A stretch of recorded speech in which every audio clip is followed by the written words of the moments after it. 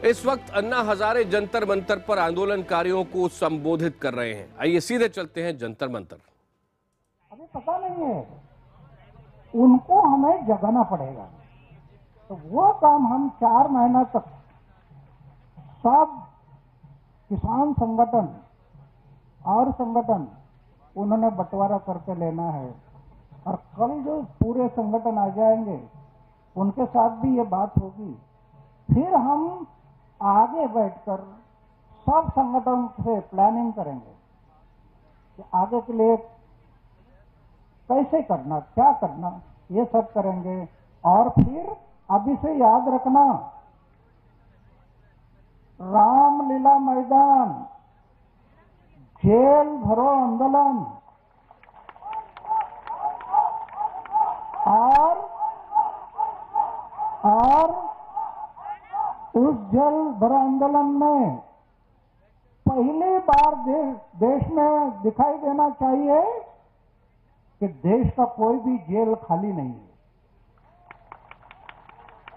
ये आजादी की दूसरी लड़ाई अभी लड़नी है।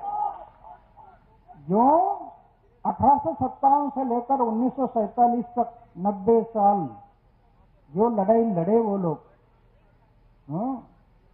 अभी उनके मुताबिक हमें इतना लड़ाई लड़ने की जरूरत नहीं, क्योंकि वो तो पराया था, इसलिए उस पर गोली भी चलाया।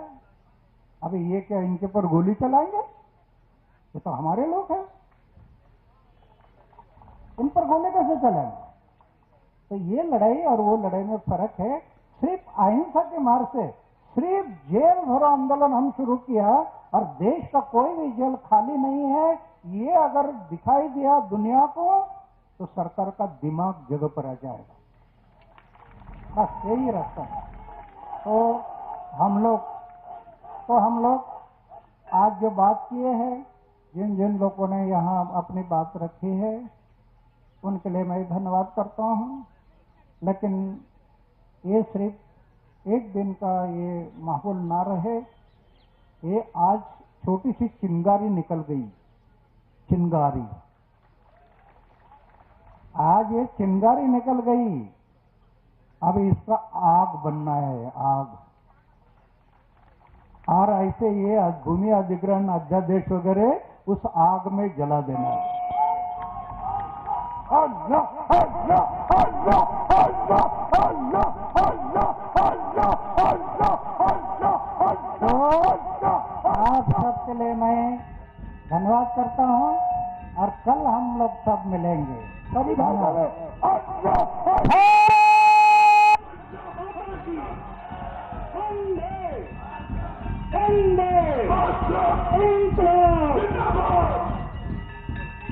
जय हिंद, धन्यवाद सबका।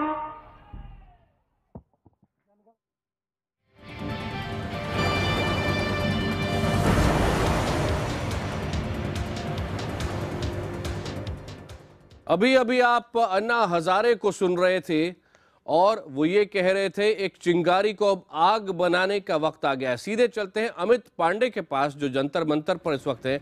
अमित, ये बताएं सबसे खास बातें क्या कही हैं अन्ना हजारे ने, और वो सीधे सीधे मोदी सरकार को निशाना बनाते हुए नजर आ रहे हैं? कि बिल्कुल आकाश, साफ तौर पर इन्होंने ये कहा कि अच्छे दिन आने का वादा किया गया था, आखिरकार अच्छे दिन है कहा। और सबसे अहम बात इन्होंने ये कहा है कि ये जो 2 दिन का इनका आंदोलन था, ये 2 दिन का आंदोलन महज एक चेतावनी है। इसके बाद 4 महीने बाद ये रामलीला मैदान पर जाएंगे, जेल भरो आंदोलन की शुरुआत करेंगे। सबसे अहम बात यहाँ पर इस पूरे आंदोलन के दौरान ये कही है। और दूसरा, सीधा यहाँ पर मोदी सरकार पर हमला यहाँ पर किया है, भूमि अधिग्रहण जो यहाँ पर जो एक्ट है उसके खिलाफ। तो ये 2 अहम चीजें यहाँ पर कही हैं आज के आंदोलन के दिन। ठीक उसी तरीके से जिस तरीके से 2011 में उन्होंने शुरुआत की थी, उसी तरीके का आगाज कमोबेश थोड़ा बहुत ऐसे करने की कोशिश कर रहे हैं। जयवंत हमारे साथ ही रहे। एक और बड़ी खबर इस वक्त आ रही है भूमि अधिग्रहण बिल से जुड़ी हुई। भूमि अधिग्रहण बिल को लेकर अन्ना ने यह आंदोलन शुरू कर दिया है।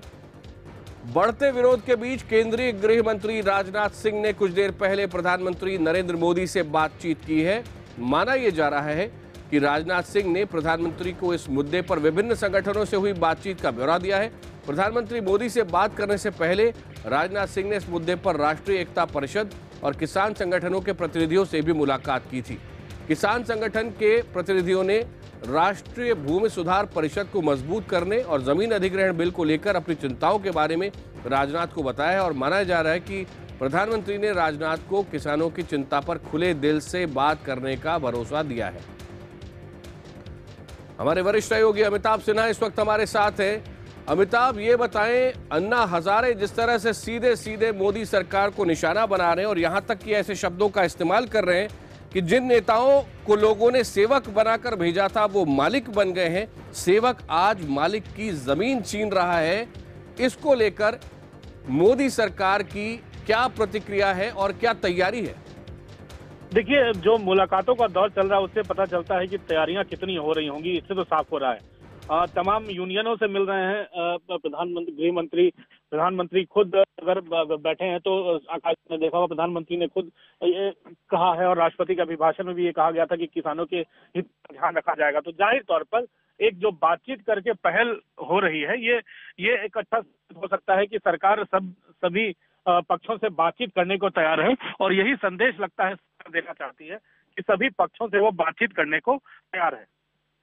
अमिताभ, एक बात समझाएं कि कांग्रेस तो अन्ना को पूरा समर्थन दे रही है, अब भारतीय मजदूर संघ, जिसे लोग इस तरह देखते हैं कि वो संघ परिवार के करीब है, ऐसे में भारतीय मजदूर संघ का क्या स्टैंड है अभी?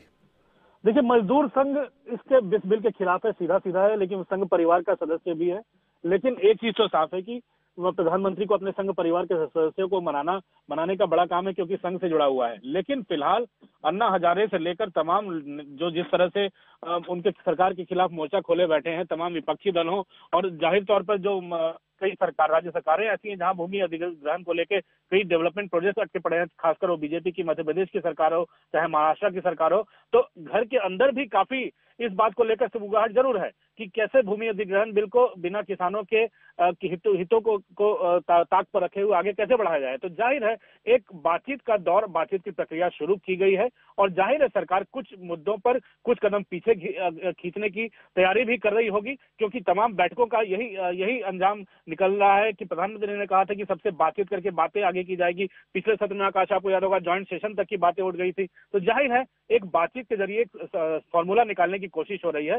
थोड़ा सरकार कदम अपने पीछे खींचे करेगी, थोड़ा विपक्ष को से अपनी बातें बनवाएगी, लेकिन एक चीज तो जरूर है, सरकार को थोड़े अपने कदम खींचने पड़ेंगे। एक छोटी सी बात और अमिताभ, ये बताएं, क्या ये कहना सही होगा कि आरएसएस में भी चिंता है कि जमीन अधिग्रहण अध्यादेश आज जिस स्थिति में है उसमें बदलाव किया जाना चाहिए और वो भी इसके लिए दबाव बना रहे हैं?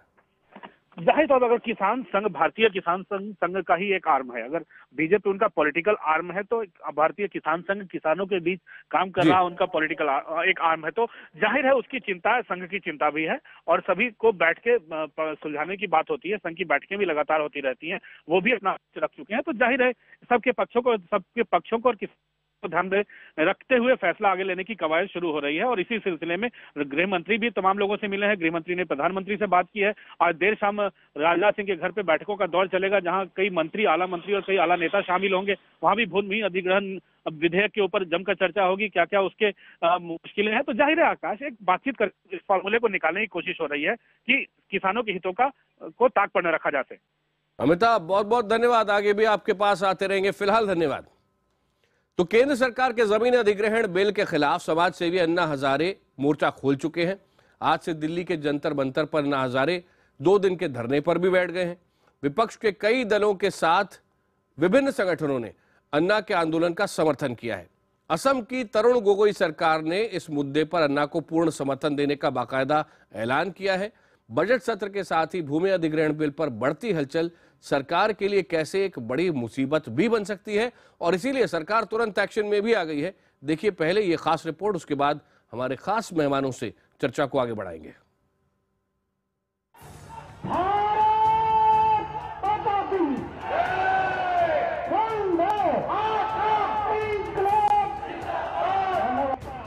तेवर वही, नारे वही, अंदाज वही, लेकिन इस बार मुद्दा जमीन अधिग्रहण अध्यादेश का।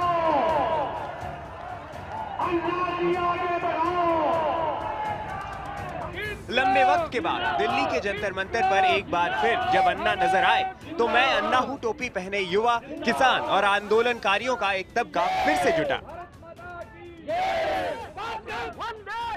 अन्ना का ताजा आंदोलन संसद के बजट सत्र के पहले दिन शुरू हुआ है, इसलिए अन्ना के आंदोलन को सरकार पर दबाव बनाने की नीयत से जोड़कर देखा जाना बेवजह नहीं। 2 दिन के धरने के लिए जंतर मंतर पहुंचे अन्ना ने माइक पकड़ते ही भूमि अधिग्रहण अध्यादेश को किसान विरोधी करार दिया। अन्ना ने अध्यादेश लाए जाने पर सवाल खड़े किए।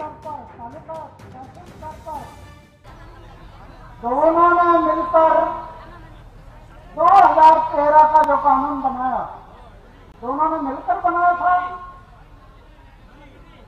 अभी आपकी सरकार बहुमत से आ गई और अचानक से आपने यह अध्यादेश निकाला,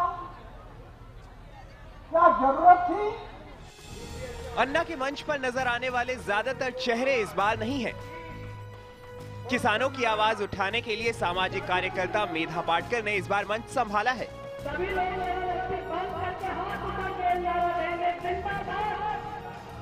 कभी आरएसएस के थिंक टैंक रहे गोविंदाचार्य और सामाजिक कार्यकर्ता राजेंद्र सिंह भी अन्ना के साथ हैं। दावा किया जा रहा है कि 80 गैर सरकारी संगठन के प्रतिनिधियों के अलावा तमाम किसान संगठन इस आंदोलन से जुड़ने वाले हैं। छिंदवाड़ा, गुजरात, आंध्र प्रदेश, महाराष्ट्र, मध्य प्रदेश, सभी जगह से संगठन आए हुए हैं और कल और संगठन बड़े पैमाने पर जुड़ने वाले। अन्ना आंदोलन के अतीत को देखते हुए विपक्षी दलों को इसमें उम्मीद की किरण नजर आने लगी है। यही वजह है कि तमाम दलों ने भूमि अधिग्रहण अध्यादेश के खिलाफ अन्ना के सुर में सुर मिलाना शुरू कर दिया है।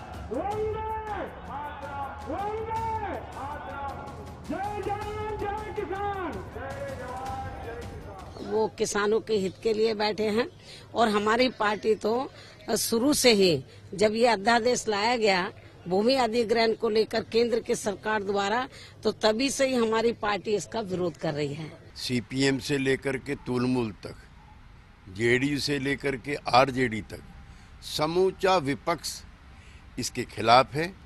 संसद भी गर्म है और सड़क भी गर्म है।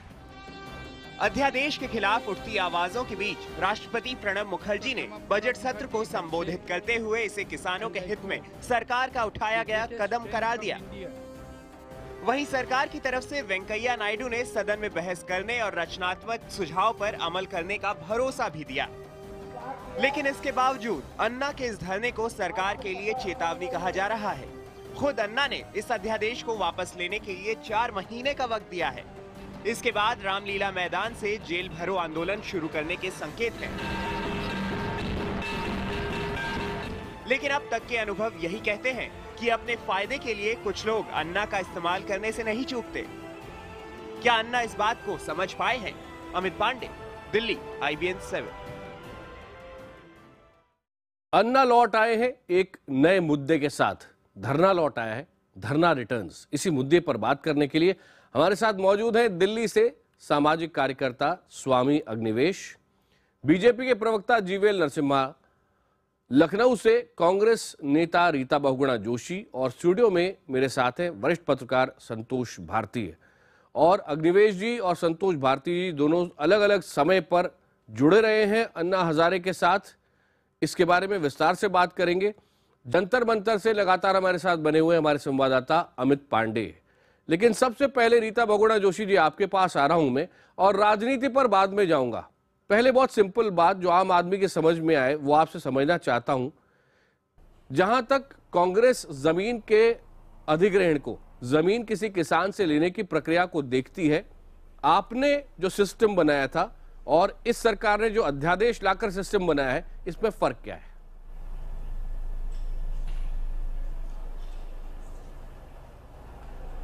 देखिए, सबसे बड़ा फर्क ये है कि किसान के अपनी ज़मीन के बारे में बेचेगा कि नहीं बेचेगा उसके फैसले को शिथिल कर दिया गया है। पहले भी ये हुआ था कि सरकार के हस्तक्षेप के कारण ज़मीन औने पौने दामों में लोगों को दिला दी गई और उसको फिर इस सोने के भाव उन लोगों ने बेचा, या तो डेवलप करके या सीधे। अगर आप खुद का खुद सिर्फ कच्छ का हाल देख लीजिए तो गुजरात में जो अदानी जी को ज़मीनें दी गई थी, 6000 हेक्टेयर ज़मीन करीब उनको दी गई, ₹2 के लीज पे दी गई थी, उन्होंने बहुत ऊंचे दामों में बेचा। तो किसान की ज़मीन सरकार छीन कर पूंजीपतियों को दे या औने पौने दाम में लेके खुद पीपीपी मॉडल पे या किसी और पे काम करे, तो किसानों के हक को सुरक्षित करने के लिए ये बनाया गया नियम, और सबने मिलकर बनाया। बीजेपी के भी उसमें सुषमा जी थी, उसमें रविशंकर प्रसाद जी थे, सुमित्रा महाजन जी भी थी, और उस समय 4 साल की मशक्कत के बाद ये बिल बना कि 80% अगर 70% अगर किसान तैयार नहीं होंगे तो उनकी जमीन नहीं खरीदी जा सकती। किसान तैयार हो जाएंगे अगर आप उनको ठीक मुआवजे देंगे, और उनको ठीक रिहैबिलिटेशन पैकेज देंगे, पुनर्वास का पैकेज देंगे, जो लोग उस पर श्रम करते हैं उनको जीविका से ही देंगे। तो एक नाराजगी तुम्हारी ये है। दूसरी नाराजगी है कि अगर 5 साल तक जमीन पे काम नहीं शुरू हो पाया, जिस प्रोजेक्ट के लिए जमीन ली जाती है, तो किसान को अपनी जमीन वापस लेने का अधिकार होगा। इसको भी समाप्त कर दिया गया। ये भी एक बहुत बड़ा मुद्दा है जिसपे हम लोग संघर्षशील हैं।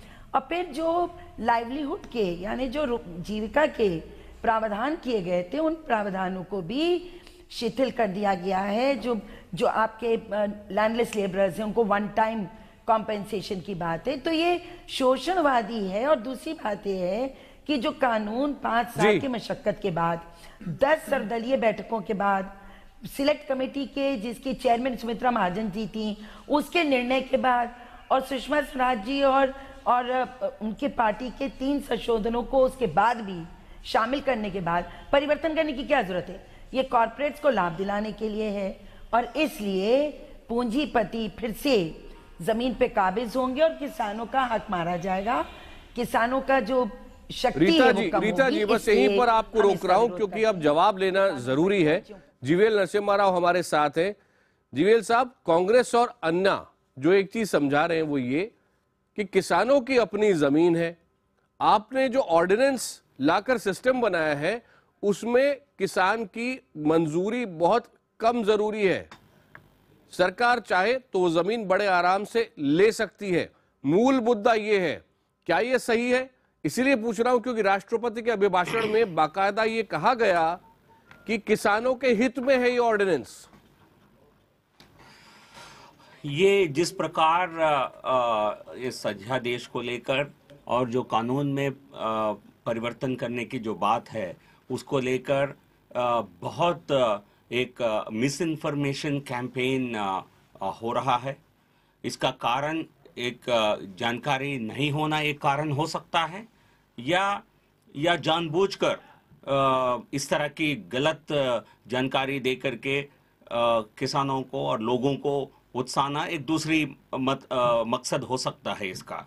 क्योंकि जिस प्रकार स्पेसिफिक सेक्टर्स को आइडेंटिफाई किया गया, जिसके तहत, क्योंकि लैंड एक्विजिशन एक्ट आने के बाद 2014 में इस कानून के तहत लैंड एक्विजिशन नामुमकिन हो गया था। 2014 के साल में जहां सभी राज्यों से आंकड़े मांगे गए, पर लेकिन लगभग सभी राज्यों में ना की बराबर की लैंड को लिया गया, जिसके कारण सारे प्रोजेक्ट्स, कोई नए प्रोजेक्ट्स शुरू नहीं हो सके हैं। ये सबसे पहले इस मामले में कांग्रेस की सरकारें केंद्र से कंप्लेन कर रहे थे, और एक मीटिंग हुआ था, सारे स्टेट्स का मीटिंग हुआ था जुलाई और जून महीने में हमारी सरकार आने के बाद। केरल सरकार जो कांग्रेस रूल्ड स्टेट है, महाराष्ट्र और हरियाणा उस समय दोनों कांग्रेस रूल्ड शासित राज्य थे, सबसे आगे ये राज्य थे। बट लेकिन ये लगभग हर राज्य से ये मांग उठ रही थी, क्योंकि ये कानून के तहत लैंड लेना नामुमकिन हो गया है। तो इसलिए तो यदि एक तो देश को आगे बढ़ाना है, विकास हमें चाहिए, प्रोजेक्ट्स चाहिए, इसमें जो 5 सेक्टर्स को जिसमें इसमें एग्जम्पशन दिया गया, ये जो 70% 80% कंसेंट से, वो है रूरल हाउसिंग, रूरल इंफ्रास्ट्रक्चर जैसा इरिगेशन, रूरल रोड्स। उसके बाद नरसिम्हा राव साहब आपके पास लौट रहा हूं। संतोष भारती यहाँ पर हमारे साथ हैं, वरिष्ठ पत्रकार। संतोष जी, एक बात बताइए, कहा जाता है कि जब अमेरिका को नेशनल हाईवेज बनाने थे तो बाकायदा अमेरिकन प्रेसिडेंट ने कहा मैप लाइए, यहाँ इस शहर से इस शहर तक अगर आपको रोड बनानी है तो इस सीधी लाइन है, बनाइए, इसके लिए जो करना है आपको कीजिए। चाइना की जब हम बात करते हैं तो हम कहते हैं वहां बहुत तेजी से विकास हो रहा है और हमको मुकाबला करना है चाइना से।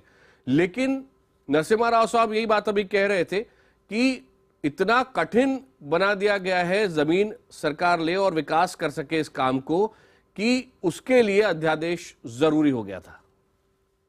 पहला सवाल, किसान इस अध्यादेश को अपने हितों के खिलाफ मान रहे हैं। भारतीय जनता पार्टी से जुड़ा हुआ किसान संगठन भी उनके साथ है।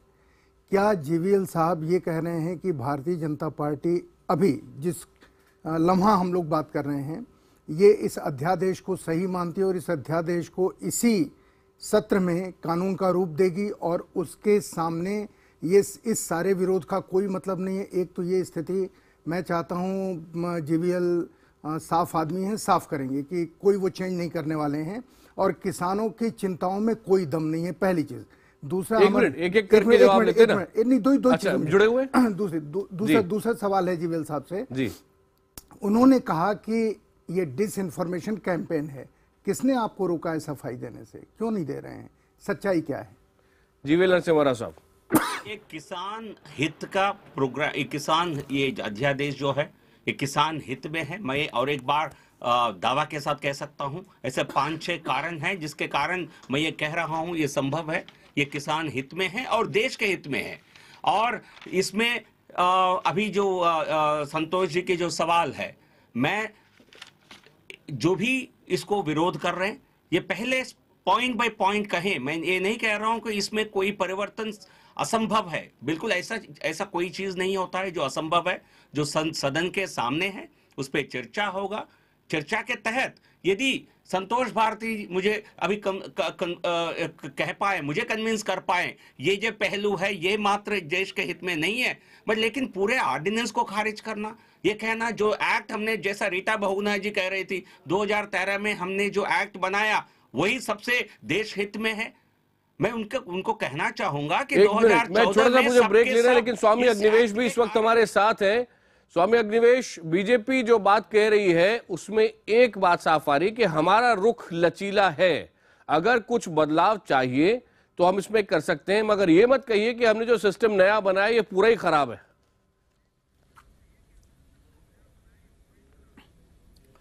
आकाश जी, मैं इस चर्चा में एक नया मोड़ देना चाहता हूं जी। रीता बहुगुणा जी, ये आपने कहा था भी थोड़ी देर पहले, तरुण गोगोई, ये कांग्रेस से जुड़े हुए लोग हैं जी, और इनका पूरा रुख ये है अन्ना के आंदोलन का समर्थन देने के पीछे कि ये बीजेपी विरोधी इस अध्यादेश को बता करके और ये बीजेपी का विरोध करें। मैं जो आपके सामने बोल रहा हूं वो एकता परिषद का जो आंदोलन चला पलवल से, पैदल चल रहे हैं 5000 के लगभग गरीब भूमिहीन आदिवासी। उनका सबसे पहला मुद्दा अध्यादेश की वापसी का नहीं है, उनका सबसे पहला मुद्दा है कि जो हमें यूपीए की गवर्नमेंट ने, जयराम रमेश ने जाकर के वादा किया था 2007 में, डॉक्टर मनमोहन सिंह ने जो वादा किया था वो वादा खिलाफी की है। उसके खिलाफ आज पूरे देश का गरीब किसान आदिवासी मजदूर खड़ा हो गया है ये कहने के लिए कि आपने हमें धोखा दिया, 2007 में दिया, 2012 में दिया, और आज केवल और केवल अध्यादेश के मुद्दे को लेकर के आप चिल्ला रहे हैं, ये अच्छी बात नहीं है। ठीक, हमारे साथ धोखा हुआ है। एक छोटा सा ब्रेक मैं यहां पर ले रहा हूं। जवाब कांग्रेस को भी देना होगा, जवाब बीजेपी को भी देना होगा, और दोनों को यह भी ख्याल रखना होगा कि विकास के लिए भी काम करना है और किसान के हित का भी पूरा पूरा ख्याल रखना है, मजदूर के हित का भी पूरा पूरा ख्याल रखना है, आम आदमी के हित का पूरी तरह ख्याल रखना है। लौट रहे हैं इस छोटे से ब्रेक के बाद।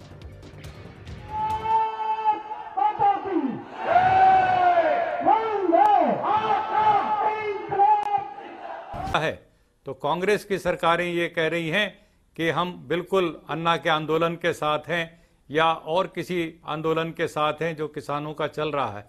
मैं साफ करना चाहता हूं कि अभी जो पलवल से 5000 गरीब किसान मजदूर आदिवासी चल रहे हैं, उनका मुद्दा स्पष्ट रूप से पहले नंबर पर भूमि आवास के लिए, आवास की भूमि के लिए जो कानून है वो अधिकार लेने का है।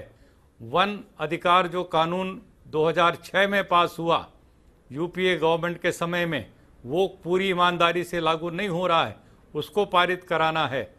और लैंड के ऊपर जो एक नेशनल अथॉरिटी बनी, ट्राइब्यूनल कमीशन बना, उसके ऊपर लागू कराने की बात है। और लैंड डिस्प्यूट जितने भी चल रहे हैं पूरे देश के अंदर, त्वरित अदालत, फास्ट ट्रैक कोर्ट गठित कराना। और आखिरी में हमारा मुद्दा है कि जो अध्यादेश लाया गया है ये वापस लिया जाए। यहाँ पर केवल हम बीजेपी सरकार की आलोचना नहीं कर रहे, हम पहले की कांग्रेस की या यूपीए की गवर्नमेंट की भी आलोचना कर रहे हैं। इसलिए हमारा मुद्दा उन भारत के 5 करोड़ गरीबों से जुड़ा हुआ है, जिनके पास सिर छुपाने के लिए, झोपड़ी डालने के लिए एक इंच जमीन नहीं है अपनी, वो बंधुआ मजदूर हैं और उनके लिए सब जिम्मेदार हैं सरकार। रीता बहुगुणा जोशी जी, आरोप सीधा सीधा ये है कि अन्ना हजारे से जो नुकसान उनके आंदोलन से आपको हुआ, अब आप चले गए विपक्ष में, तो आप अन्ना हजारे के पूरे समर्थन में आ गए कि इस सरकार को भी डिस्क्रेडिट करें। ये भी बीजेपी के कुछ लोग आरोप लगा रहे हैं और स्वामी अग्निवेश कह रहे हैं कि आपको भी जो दूसरे मामले हैं उसमें किसानों को जवाब देने की जरूरत है। आप किस हक से सवाल पूछ रहे हैं?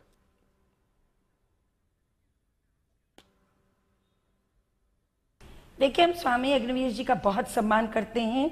ये वास्तव में जन आंदोलन के बहुत बड़े ये एक लीडर हैं और हम लोग अन्ना हजारे जी हो, मेधा पाटकर जी हो, सबका सम्मान करते हैं। लेकिन एक बात तो खुद उन्होंने स्वीकार करी स्वामी जी ने कि जितने कानून बने हैं, चाहे वो जंगल में वन में रहने वाले ट्राइबल्स के अधिकार की बात हो, या लैंड एक्विजिशन बिल हो, या जो आपके जो श्रमिक होते हैं या जो बंधुआ मजदूर होते हैं उनको लिबरेट करने का हो, सारे कानून तभी बने हैं जब यूपीए की सरकार थी। ये इनका ये आरोप कि वो लागू नहीं हुए, ये आरोप कहीं ना किसी ना हद तक जायज माना जा सकता है कि कानून बनते हैं पर उनका इम्प्लीमेंटेशन ठीक से नहीं होता, क्योंकि इम्प्लीमेंटिंग एजेंसीज स्टेट गवर्नमेंट्स की मुख्य रूप से होती हैं। और हम देखते हैं कि मल्टी पार्टी सिस्टम है, कहीं पर किसी की सरकार, कहीं पर किसी की सरकार, और वेस्टेड इंटरेस्ट होने नहीं देते हैं। लेकिन ये तो ये मान रहे हैं कि जो कानून बना, वो कानून बना क्यों? जब हमारी सरकार आई थी यूपीए की, तो SEZ हमने भी बांटे थे, और जब SEZ हमने बांटे शुरू किए तो धीरे धीरे किसानों की आवाज बुलंद हुई। आप जो क्रेडिट लेने की कोशिश कर रहे रीता जी, अगर वाकई आपका सिस्टम इतना बढ़िया होता तो फिर अन्ना हजारे और स्वामी अग्निवेश और ऐसे कई लोग सामने आंदोलन नहीं कर रहे होते। लाखों एकड़ जमीन तब से लेकर आज तक SEZ में स्टेट गवर्नमेंट से, सेंट्रल गवर्नमेंट ने जो बांटी थी वो खाली पड़ी है। तो उसके सिलसिले से, और जो लैंड एक्विजिशन हो रहा था बुरी तरह से सरकारों द्वारा, भट्टा पौर साहब ने देखा अलीगढ़ में, इसमें गौतम बुद्ध नगर में, तब कांग्रेस पार्टी ने 4 साल की मशक्कत के बाद मैंने आपसे निवेदन किया कि 10 विपक्ष की सर्वदलीय मीटिंगें हुई। रीता जी, एक बात बताइए, भट्टा परसौल की आपने बात की, भूमि अधिग्रहण बिल की बात आप कर रहे हैं, राहुल गांधी इस समय सबसे आगे अन्ना हजारे के साथ बैठे होने चाहिए, उनको संसद के सत्र में साथ में होना चाहिए, लेकिन वो छुट्टी पर जा रहे हैं। हमारी लड़ाई ये है, ये कोई लड़ाई चुनावी नहीं है, माफ कीजिएगा। राहुल गांधी निकले रीता जी, क्या आप सुन पा रहे जो मैं कह रहा हूँ? तो अपनी सरकार थी तब, उस पे निकले थे सरकार पे दबाव बनाने के लिए। सरकार किसी की हो, हमारे जो फार्मर्स हैं, किसान हैं, और जो भूमिहीन श्रमिक हैं, उनकी रीता जी, इतने दिन से राहुल गांधी सामने क्यों नहीं आए? कानून नहीं शिथिल होना चाहिए। रीता जी, इतने दिन से राहुल गांधी उनके दिल के बड़ा करीब है ना ये मुद्दा, इतने दिन से वो सामने क्यों नहीं आए? आपको मालूम है कि दिल्ली में ही बुलडोजर चल रहे थे, तब सामने खड़े हो गए थे। अभी भट्टा पारसौल में फिर से एक बार जी को उन्होंने भेजा, उन्होंने हम लोगों को सबको हिदायत दी, पूरे उत्तर प्रदेश के हर जनपद में हमने इसके बिल के खिलाफ आंदोलन किया। राहुल गांधी जी हमारे राष्ट्रीय उपाध्यक्ष हैं, वो पूरे देश को वो कर चुके, वो जाके उड़ीसा में मैदान पे कर चुके, वेदांत के अगेंस्ट, वो भट्टा पारसौल में कर चुके। अब जीवीएल नरसिम्हा राव साहब, उनके ही नेतृत्व में, उनकी नरसिम्हा राव साहब पूरी पार्टी, आप बोले। तो मैं, कांग्रेस पार्टी हर गांव में है और राहुल गांधी आकाश जी, मैंने जैसा पहले कहा है कि इस ऑर्डिनेंस को, अध्यादेश को लेकर कई सारे प्रश्न स्पेसिफिक्स में जाने बजाय इसमें इसको एक राजनीति के दृष्टि से इसको अटैक करने की कोशिश हो रहा है। तो हमें पूर्ण विश्वास है किसानों को ये जानकारी ऑलरेडी है, या इसको हम जानकारी देकर उनकी विश्वास जीतेंगे। इसको लॉ में कन्वर्ट करने के पहले, इस एक्ट में बदलाव के पहले हम किसान ऑर्गेनाइजेशन से, उनके संगठन से बात कर रहे हैं। तो यदि अन्ना हजारे जी को पता नहीं, ये भी मालूम है नहीं है, क्योंकि इसमें जो किसान डिफेंस प्रोजेक्ट्स के लिए जो किसान जो लैंड की जरूरत है, जिसमें कभी कभी 15-20 साल लग जाता है किसी प्रोजेक्ट को डिफेंस एस्टैब्लिशमेंट के लिए, किसी संस्था को सेटअप करने के लिए, उसके लिए भी लैंड चाहिए। उसके लिए लैंड ऐसी जगह चाहिए जहां स्ट्रैटेजिक इंपॉर्टेंस हो। और क्या अन्ना हजारे नहीं चाहेंगे? वो भी पूर्व सैनिक के रूप में काम कर चुके हैं। क्या देश की रक्षा और सुरक्षा क्या सबसे सर्वोपरि नहीं है? क्या ये 5 साल में कोई डिफेंस एस्टैब्लिशमेंट क्या 5 साल के अंदर सेटअप किया जा सकता है? और क्या नरसिम्हा राव जी कुछ महत्वपूर्ण सवाल उठा रहे हैं, और क्या अन्ना हजारे जो इस समय आंदोलन चला रहे हैं वो इन सब बातों को जानते हैं? ये एक महत्वपूर्ण मुद्दा है।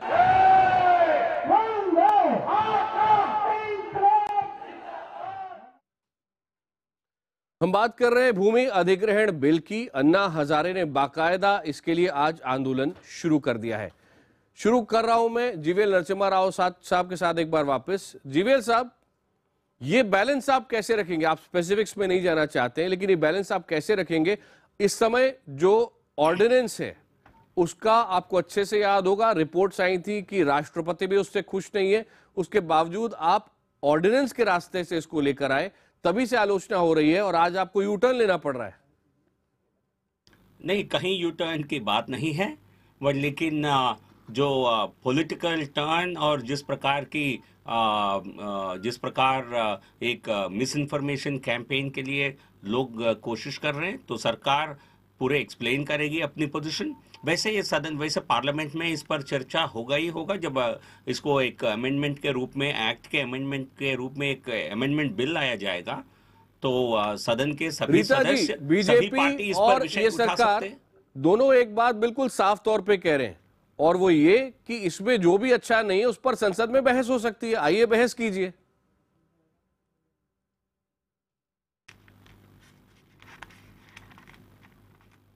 मुझसे पूछ रहे? जी रीता जी, आप ही से पूछ रहा हूं।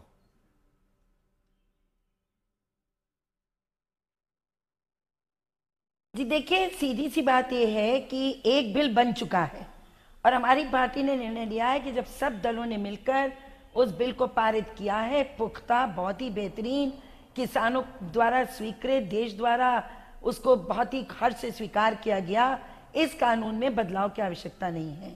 अगर प्रधानमंत्री और बीजेपी चाहे बदलाव हो, कॉर्पोरेट चाहे बदलाव हो, तो नहीं होगा, क्योंकि देश की जनता, खासतौर से किसान नहीं चाहते कि इसमें बदलाव हो। पहला बात तो ये हो गई। दूसरी बात ये हो गई कि ये लैंड रश है, मैं स्वामी अग्निवेश जी से बिल्कुल सहमत हूँ। जैसे एक बार साउथ अफ्रीका में द बिग गोल्ड रश हुआ था, सब लोग दौड़ रहे थे उसके तरफ। आज कॉर्पोरेट पूरे हिंदुस्तान की जमीनों पर, अच्छी जमीनों पर काबिज होना चाहते हैं, और इससे बचाने की जरूरत है राष्ट्र को। किसानों के हक को मारकर, जिसको लेना है किसानों के साथ बैठकर बात करके जमीन ले, लेकिन किसान को दबाकर उसकी पुश्तैनी जमीन लेकर उसके जीविका को समाप्त करके उस पर करने वाले श्रमिकों के हक को मारकर और जमीन लेकर फिर किसी और काम में इस्तेमाल करना या खाली स्वामी रखना। अग्निवेश, आप लंबे समय से इसी बात के लिए अलग अलग जगहों पर आंदोलन चला रहे हैं। आपसे जानना चाहता हूं, आपको विश्वास है कि संसद के जरिए, बहस के जरिए जो जरूरी बदलाव है वो किए जा सकेंगे?